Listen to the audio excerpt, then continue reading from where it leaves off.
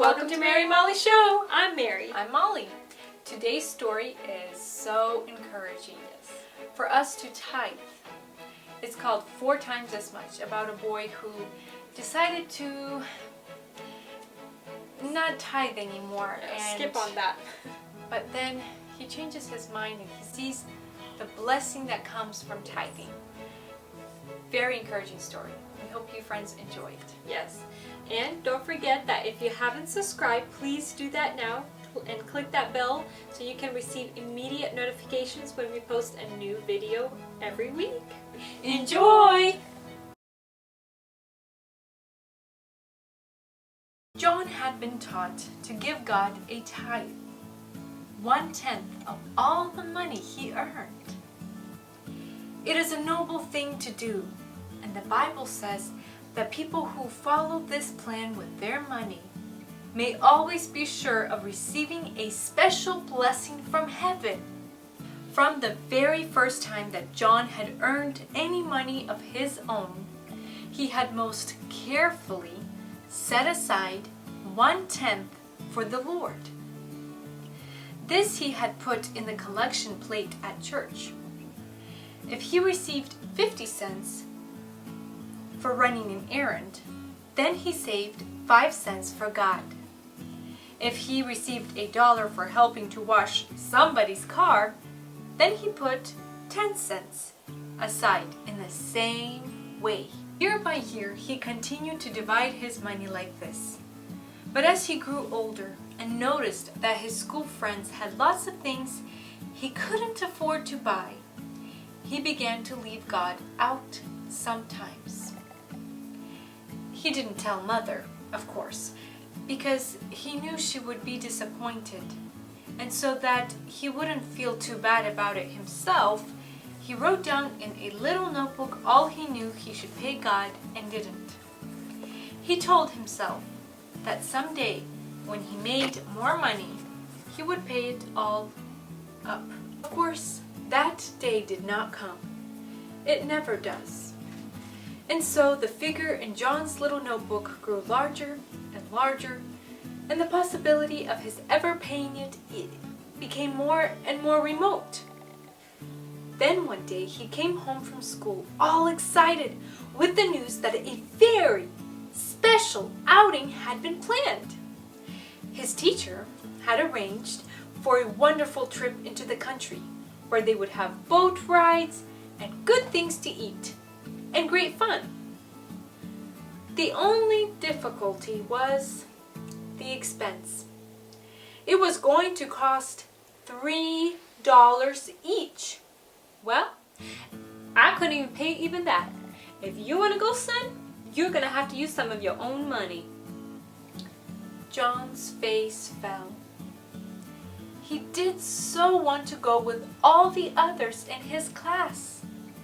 But how could he use any more of his money when he owed God so much already? Going upstairs, he opened the drawer where he kept his pennies and the little account book and began to count up to see how much still he had left. 25, 50, 75, $1.25, $1.50, $1.75, $2. So he counted. $2.25, $2.50, $2.75, $3. He had enough. Just enough. He could go to the picnic after all. But then he noticed his little notebook. Opening it slowly, he began counting again. And the more he counted, the more his heart sank. Could it be possible he owed God so much? $1, $2, $3? Dreadful thought! If he paid God all he owed him, he would have nothing left. Then he could not possibly go to the picnic. What should he do? He was getting into a terrible state of mind when the door opened softly and Mother entered. Quickly he threw his money and book into the drawer and closed it. But somehow, Mother guessed what was the matter. Mother usually does guess right, doesn't she? Sitting down on John's bed, Mother picked up his Bible and turned the pages slowly until she came to the 3rd chapter of the book of Malachi. And there she read those old familiar words. There it is. Malachi 3:8-10. Can a person cheat God? Yet you are cheating me. But you ask, how are we cheating you? When you don't bring 1/10 of your income and other contributions. So a curse is on you because the whole nation is cheating me.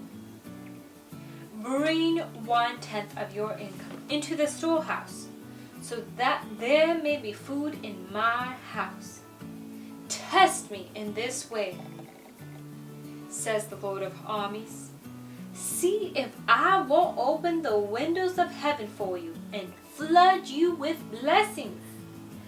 John had heard Mother read these verses many times, but somehow, this time, they made a deeper impression on his mind than ever before. Mother, I don't think I'll be going to the picnic.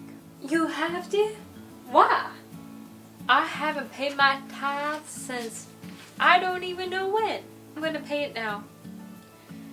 I'm going to be disappointed, but I owe it all to God. So that I won't be tempted, Mother, I'm going to give you those $3 so you can put them in the offering plate.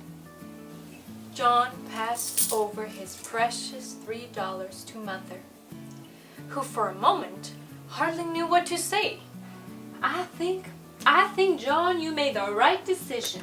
I am sure somehow that it will all turn out right. You know, God does such wonderful things when we try to please Him. Oh, son, when He opens the windows of heaven, He opens them wide. The next few days were hard days for John. It seemed as though every few minutes some boy or girl would ask him whether he was going to the picnic, and he would have to reply, No, not this time. and then he would be asked, why not? What's the matter? Are you sick? Is your mother ill? Don't you want to go? And he would have to try to explain without really telling them anything. At last, the day arrived. This, thought John, would be the hardest day of all. To see everybody going away and have to stay behind himself. And then, early that very morning, the postman called. He had a letter for John. It was from a relative living in the West Indies. Inside was a check for $12, exactly 4 times as much as the tithe John had given to God. John went to the outing after all. Indeed, he was the happiest boy there. The windows of heaven had opened wide as the love of God. Thank you, friends, for watching. We hope you enjoyed it and were encouraged in the Lord. And if you haven't subscribed, please do so now and click that bell to receive immediate notifications every time we post a new video. And don't forget to like, share, and comment. And don't forget to tune in next time for another amazing video. Bye!